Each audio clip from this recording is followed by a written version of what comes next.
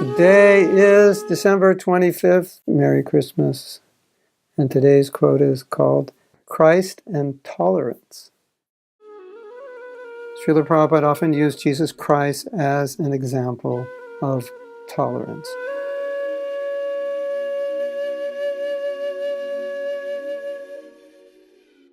So the first thing we should know, maybe you already know, recognize that Prabhupada had great respect for Jesus Christ. Although he sometimes would argue with Christians, particularly over the eating of meat, he always honored Jesus Christ, respected him, glorified him. And he used him often in his books and in his lectures as an example of tolerance, because when he was being crucified, he forgave the people. He didn't retaliate against people. So different sadhus have different outstanding qualities. Of course, sadhus have many, 26 qualities, but certain qualities seem, for certain sadhus, to be more prominent. So this is the quality that Prabhupada pointed out in Jesus as one of the most prominent qualities. Of course, he always pointed out that Jesus was willing to suffer the sinful reactions, so that's of his followers. That's also obviously an aspect of tolerance, but Prabhupada pointed out that the followers shouldn't take advantage of it.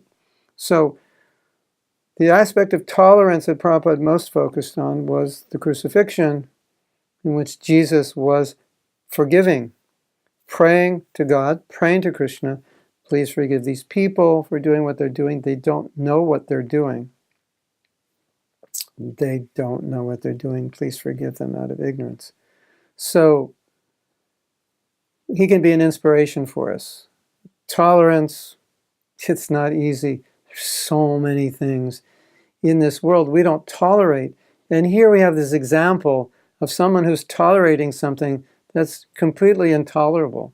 And then we have to look at ourselves and say, well, I'm not tolerating little things like traffic or annoying things my child may do, or my boss may do, or sometimes my friends do, or my spouse does.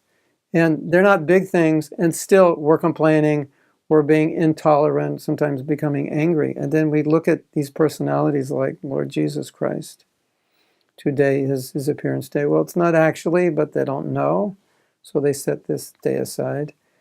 And we can meditate on his tolerance. And maybe we can pray, or we can try to get a little bit of that tolerance, a little more tolerance in our life. It is an important quality of a Vaishnava, Titikshava. Titikshava Karunika, a devotee is tolerant. There's so many qualities, but here in this verse in Bhagavatam, the first quality is tolerance. Let me see how my Vaishnava qualities are developing, especially tolerance. How much do I complain? Make a list of everything you complain about. You'll be in shock. If you made that list, yeah, go ahead, make it. You'll be in shock. I'll have to wake you up later. You're going to faint. When you realize you complain about so many things. If you had a little electric buzzer attached to your wrist and every time you complained it buzzed, your wrist would be quite sore. Me too. I'm not just saying you. All of us, we complain of, oh, it's so cold today. Oh, the prasadam was too spicy. Oh no, my car, it's running out of gas. That gas station is too expensive. Yeah, that's our nature. So at least maybe today we can get some mercy from Jesus and we can pray to him, my dear Lord Jesus, please help me to get a drop of the tolerance that you have, because tolerance is so important in Krishna consciousness. In fact, Srila Bhaktisiddhanta said, tolerance is our greatest friend in our bhajan. Our greatest friend. Trinadapi sunichena, tororapi sahishnuna. Be tolerant like a tree. And then you can be steady. Tolerance is necessary, otherwise we're going up and down. So it's our greatest friend, so we can steadily go towards Krishna without being deviated by distress or happiness, by good and bad. Tolerance. Very important. It keeps us steady. When we lose tolerance, we can fall out of our spiritual practice. We become disturbed, agitated by the activities of others or by external situations or whatever it is, political situations, world situations, situations within ISKCON. I mean, there's so many things that can disturb us. And when we become disturbed, it attracts our minds. Our minds focus on these disturbances. We lose our Krishna consciousness. So you can see how tolerance is very important to be steady. So today, Christmas Day, have a good day and focus on praying for a little more tolerance.